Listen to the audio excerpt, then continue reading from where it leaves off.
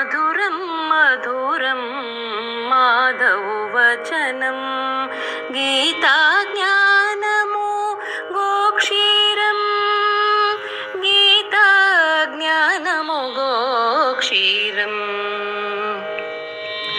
ఆస్వాదించగ ఆహ్వానింతుము గీతాక్షీరపు మకరందం ప్రతి గృహమున గీత.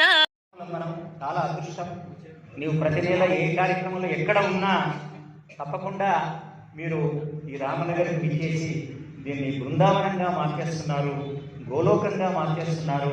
ఈ కార్యక్రమానికి క్రమం తప్పకుండా విశ్వేశ్వరుడు కూడా వస్తున్నాడు. చాలా ఆనందం. ఏది రాముల వారు రామేశ్వరంలో సైకత లింగాన్ని ఆయన ఏం చేశాడు? ఆరాధించాడు. సైకత లింగాన్ని స్థాపించి దాన్ని పూజించాడని మనం తెలుస్తున్నాము. ఇక్కడ మనకు విశ్వేశ్వరుడు మనకు చక్కగా వస్తున్నాడు. విశ్వేశ్వరుడు సామాన్యుడు కాదు. ఒక 3-4 గంటలు గీతాపారాయణం చేయడానికి తన సమయాన్ని వెచ్చిస్తున్నటువంటి విశ్వేశ్వరుడు 24 గంటలు 365 రోజులు తన హృదయంలో కృష్ణుడిని పెట్టుకున్నటువంటి వాడు. కాబట్టి అటువంటి విశ్వేశ్వరుడికి నేను నమస్కరిస్తూ ఈ కార్యక్రమాన్ని మరి స్టార్ట్ చేసి ముందుకు తీసుకుని వెళ్ళవలసిందిగా నేను ప్రార్థిస్తూ